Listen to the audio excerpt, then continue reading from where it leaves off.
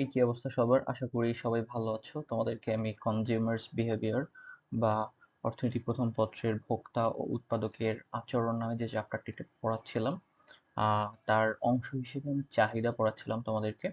এবং আজকের যে টপিকটা সেটা হচ্ছে চাহিদার নির্ধারক সমূহ, বা যেটাকে ইংরেজিতে আমরা বলতে পারি ডিটারমিনেন্টস অফ ডিমান্ড। সো আজকের টপিকটা একটু দেখা যাক। আচ্ছা, আমরা যদি বইয়ের ভাষায় দেখতে চাই তাহলে আমরা এভাবে ব্যাপারটাকে লিখতে পারি। সেটা হচ্ছে কোনো দ্রব্যের চাহিদা যেসব উপাদানের উপর নির্ভরশীল সেসব উপাদানসমূহকে চাহিদার নির্ধারক বলা হয়ে থাকে।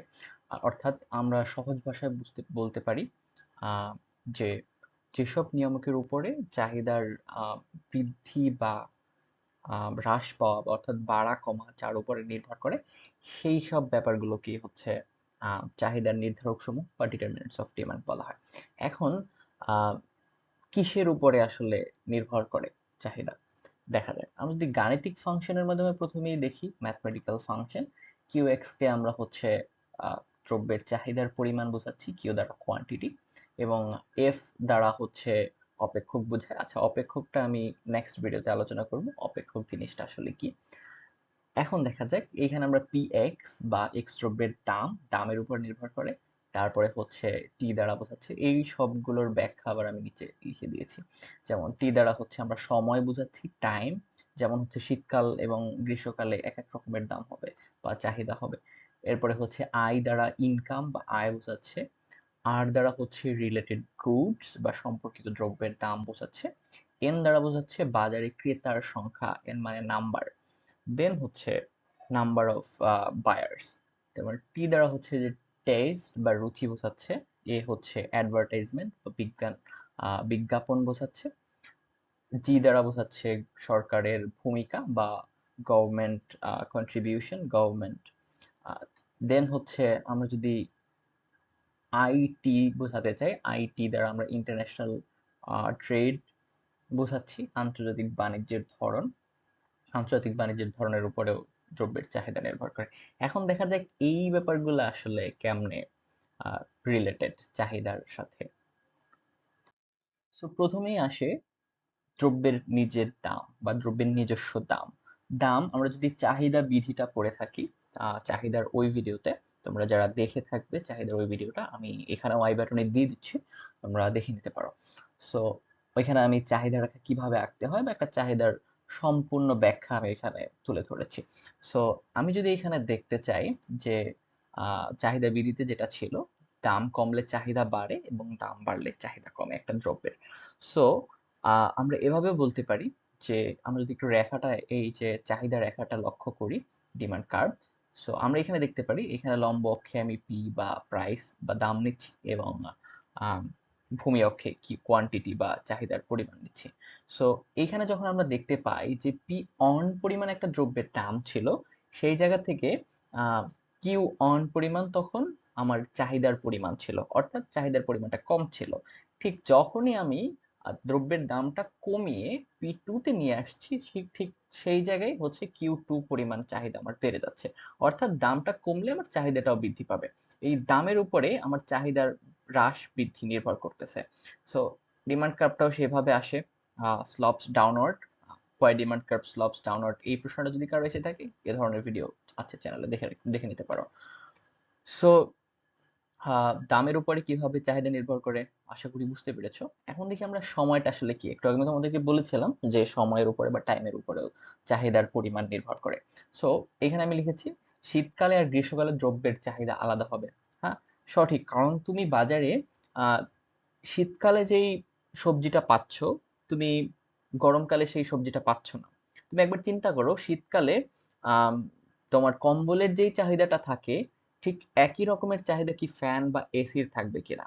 শীতকালে রুম হিটারের যে চাহিদাটা থাকবে, একইভাবে এসির চাহিদাটা থাকবে কিনা? অর্থাৎ সময়ের উপরেও চাহিদার কম বেশি বা চাহিদার তারতম্য হয়ে থাকে। সো আমরা এইখানে যদি দেখি যে আয়ের উপরে আসলে কিভাবে নির্ভর করে, আমরা যেমন চাহিদায় দেখেছি চাহিদা এবং দামের ক্ষেত্রে বিপরীত সম্পর্ক বিরাজ করে, অর্থাৎ একটা বাড়লে আরেকটা কমে। আয়ের ক্ষেত্রে এটা হবে সমমুখী। যেমন এই রেখাটা যদি আমি তোমাদেরকে দেখাই, আমি লম্ব অক্ষে ইনকাম বা আয় নিচ্ছি এবং হচ্ছে ভূমি অক্ষে কিউ বা কোয়ান্টিটি নিচ্ছি।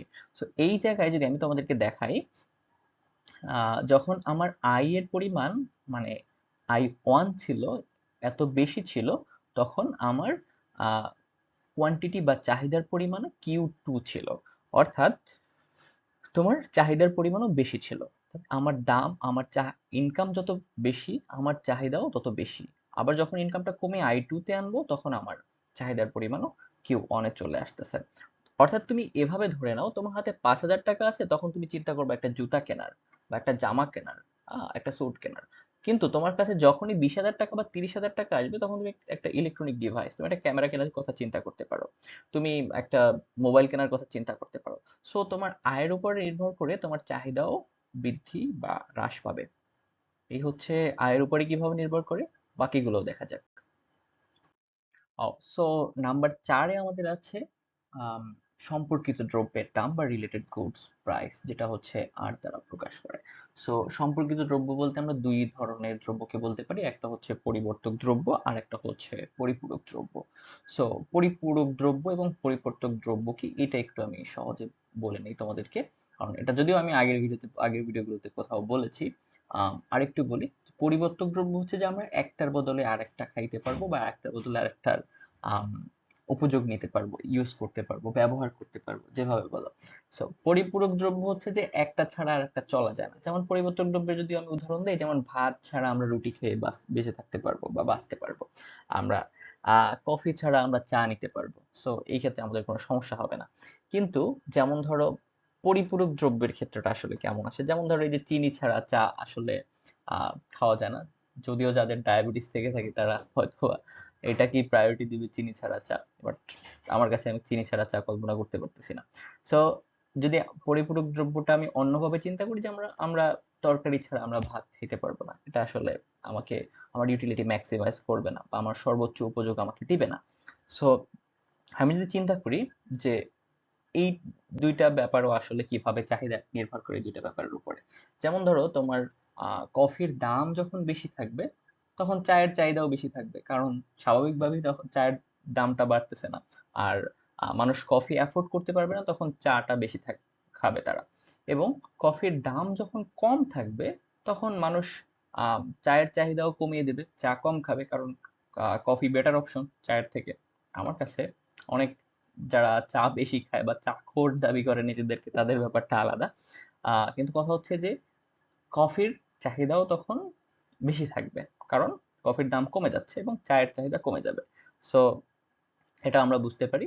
পরিবর্তক দ্রব্য ও পরিবর্তক দ্রব্য চাহিদার নির্ধারক হিসেবে কাজ করে। এবং পরিপূরক দ্রব্যটা কিভাবে কাজ করে, পরিপূরক দ্রব্য হচ্ছে আম, যেমন ধরো চিনির দাম যদি বেড়ে যায়, তাহলে চায়ের চাহিদা কমে যাবে, কারণ চিনির দাম বাড়লে আমার চায়ের দামও বেড়ে যাবে, কারণ তখন মানুষ কম খাবে চা। এখন 5 টাকার এক কাপ চা যদি 10 টাকা হয়ে যায়, স্বাভাবিকভাবেই মানুষ ওটা খাওয়া কমিয়ে দেবে। আগে যেখানে দিনে 3 কাপ খাইতো, সেখানে মানুষ হয়তো 1 কাপ খাবে। সো চায়ের চাহিদা আমার কমে যাচ্ছে। এবং একইভাবে চিনির দাম যখন আবার কমে যাবে, তখন চায়ের চাহিদাও আবার বেড়ে যাবে একইভাবে, Q1 থেকে Q2 তে চলে যাবে। সো এই পরিপূরক দ্রব্য চাহিদার নির্ধারক হিসেবে কাজ করে। আশা করি ব্যাপারটা বুঝতে পেরেছো সবাই। আচ্ছা, দাম, আয় এবং রিলেটেড গুডস ছাড়াও আমাদের আরো কিছু ব্যাপার চাহিদার নির্ধারক হিসেবে কাজ করে। সেগুলো হচ্ছে, আমি যদি 5 নাম্বারটা দেখতে চাই, সেটা হচ্ছে যে বাজারে ক্রেতার সংখ্যা। আমরা সহজভাবেই বলতে পারি, ক্রেতার সংখ্যা যখন বেশি হয়, তখন চাহিদা বেশি হবে। ক্রেতার সংখ্যা কম হলে চাহিদাও কম হবে। সহজ হিসাব ভাই, বিক্রেতা যখন দেখবে যে তার ক্রেতার সংখ্যা বেশি, তখন সে ওই ওই দ্রব্যের সাপ্লাইও বাড়িয়ে দিবে এবং মানুষও আরো বেশি করে ওটা কিনতে যাবে, অর্থাৎ চাহিদা আমার সরাসরি বেড়ে যাচ্ছে। একইভাবে ক্রেতার সংখ্যা কমে গেলেও চাহিদার সংখ্যাও কমে যাবে।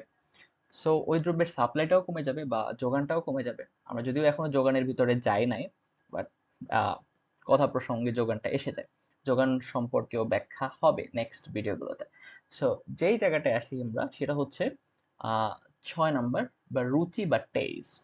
আমরা ছোট হাতের টি দ্বারা টেস্টটাকে প্রকাশ করি ইকোনমিক্সে। সো সেই জায়গাটা হচ্ছে তোমার, ভোক্তার রুচির পরিবর্তন হলে চাহিদারও পরিবর্তন হয়। কারণ আমার 10 বছর আগে আমি এক ধরনের শার্ট পরতাম, আমি এখন এক ধরনের শার্ট পরবো। সো এই ব্যাপারটা আমার কমেও যেতে পারে ওই শার্টের দাম, আবার এখন বেড়েও যেতে পারে। হ্যাঁ।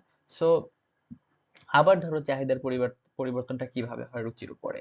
আগে আমি ধরো একটা ছেলে, কেউ পারফিউম ইউজ করতো না আগে, এখন সে পারফিউম ইউজ করতেছে। তার মানে তার রুচির পরিবর্তন হওয়ার কারণে সে ওই তার তার কাছে পারফিউমের চাহিদাটা বৃদ্ধি পেয়েছে। সো রুচির উপরেও চাহিদা নির্ভর করে।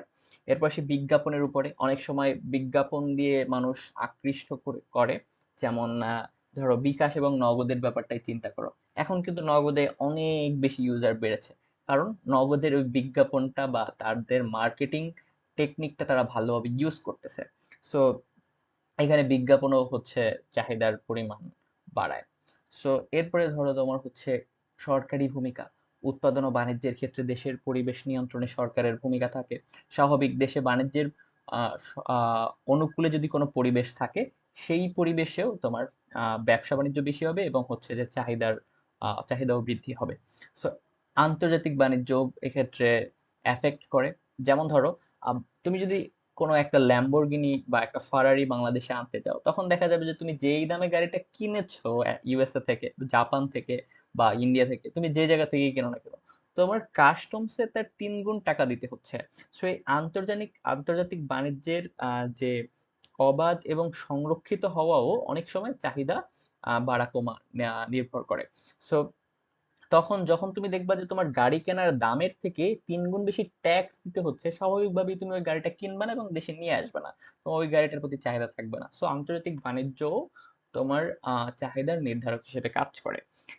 10 নম্বরে হচ্ছে আয়ের বন্টন। আয়ের বন্টন সুষম হবে নাকি বৈষম্য থাকবে, তার উপর চাহিদার হ্রাস বৃদ্ধি নির্ভর করে। স্বাভাবিক, আয়ের বন্টনের উপরেও, আমার ইনকাম যদি কম হয় তাহলে আমার চাহিদা কম থাকবে, এবং বেশি হলে বেশি থাকবে। এটা প্রথম স্লাইডে বোঝানো হয়েছিল। এরপরে হচ্ছে সঞ্চয় প্রবণতা। মানুষ স্বাভাবিকভাবেই টাকা জমানোর ইচ্ছা থাকে, এবং হচ্ছে অনেকেই ভবিষ্যতের কথা চিন্তা করে টাকা জমায়।